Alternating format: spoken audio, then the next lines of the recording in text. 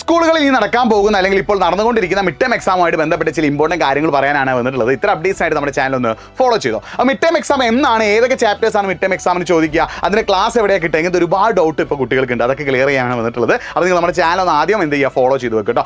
ആദ്യം നിങ്ങൾ ശ്രദ്ധിക്കേണ്ട കാര്യം, മിഡ് ടേം എക്സാം ഗവൺമെൻറ് ഒഫീഷ്യലായിട്ട് നടത്തുന്ന എക്സാം അല്ല. പകരം നിങ്ങളുടെ സ്കൂളിലെ ടീച്ചേഴ്സ് നിങ്ങളുടെ അസസ്മെൻറ്റ് മെഷർ ചെയ്യാനും അതേപോലെ തന്നെ നിങ്ങളൊന്ന് ഇവാലുവേറ്റ് ചെയ്യാനുമായിട്ട് നിങ്ങളുടെ സ്കൂളിലെ ടീച്ചേഴ്സ് നടത്തുന്ന എക്സാമാണ് മിഡ് ടേം എക്സാം. ആ മിഡ് ടേം എക്സാമിൻ്റെ ക്വസ്റ്റ്യൻ പേപ്പർ പ്രിപ്പയർ ചെയ്യുന്നത് ആരാണ്? നിങ്ങളുടെ ടീച്ചേഴ്സാണ്. ആ മിഡ് ടേം എക്സാം ഏത് ഡേറ്റിലാണ് തീരുമാനിക്കുന്നത് ആരാണ്? നിങ്ങൾ ടീച്ചേഴ്സാണ്. ആ മിഡ് ടേം എക്സാമിന്റെ ചാപ്റ്റേഴ്സ് ഏതൊക്കെയാണ് തീരുമാനിക്കുന്നത്? നിങ്ങൾ ടീച്ചേഴ്സാണ്. അപ്പോൾ നിങ്ങൾ കമന്റ് ബോക്സിൽ ഈ 3 കാര്യങ്ങളൊന്ന് കമന്റ് ചെയ്യണം. ഒന്ന്, നിങ്ങൾക്ക് മിഡ് ടേം എക്സാം ഏത് ഡേറ്റിലാണ്. രണ്ടാമതായിട്ട്, മിഡ് ടേം എക്സാമിന് ഏതൊക്കെ ചാപ്റ്റേഴ്സ് ഉണ്ട് എന്നാണ് നിങ്ങൾ ടീച്ചർ പറഞ്ഞത്. മൂന്നാമതായിട്ട്, നിങ്ങൾക്ക് മിഡ് ടേം എക്സാം കഴിഞ്ഞോ ഇല്ലയോ എന്നുള്ള ഈ കാര്യങ്ങൾ കൂടി നിങ്ങൾ എന്ത് ചെയ്യുക, കമന്റ് ബോക്സിൽ ടൈപ്പ് ചെയ്യുക. അപ്പോൾ മിക്കവാറും മിഡ് ടേം എക്സാമിന്റെ പോർഷൻ എന്ന് പറയുന്നത് ഓണം എക്സാമിന് ശേഷമുള്ള ആദ്യത്തെ ചാപ്റ്ററോ അല്ലെങ്കിൽ രണ്ടാമത്തെ ചാപ്റ്റർ ആയിരിക്കും. അപ്പോൾ ഓണം എക്സാമിന് ശേഷമുള്ള ആദ്യത്തെ ചാപ്റ്ററോ രണ്ടാമത്തെ ചാപ്റ്റർ ആയിരിക്കും എന്ത്, മിഡ് ടേം എക്സാമിന്റെ പോർഷൻസ് എന്ന് പറയുന്നത്. ഈ മിഡ് ടേം എക്സാം ഇമ്പോർട്ടൻ്റ് ആണോ ചോദിച്ചാൽ അത്യാവശ്യം ഇമ്പോർട്ടൻ്റ് ആണ്. കാരണം ഇനി വരാൻ പോകുന്ന പ്രധാനപ്പെട്ട എക്സാം ക്രിസ്മസ് എക്സാം ആണ്. ആ ക്രിസ്മസ് എക്സാമിന് ഏറ്റവും കൂടുതൽ വെയിറ്റേജ് ഉള്ള ചാപ്റ്റേഴ്സ് ആയിരിക്കും മിഡ് ടേം എക്സാമിന് നിങ്ങൾക്ക് പഠിക്കാൻ ടീച്ചർ പറഞ്ഞിട്ടുണ്ടാവുക. അപ്പോൾ മിഡ് ടേം എക്സാം നിങ്ങൾ അടിപൊളിയായിട്ട് പഠിക്കുകയാണെങ്കിൽ ക്രിസ്മസ് എക്സാം പോർഷൻസിൻ്റെ നല്ലൊരു ശതമാനം നിങ്ങൾക്ക് എന്ത് ചെയ്യാൻ പറ്റും, പഠിച്ചു തീർക്കാൻ പറ്റും. അതേപോലെ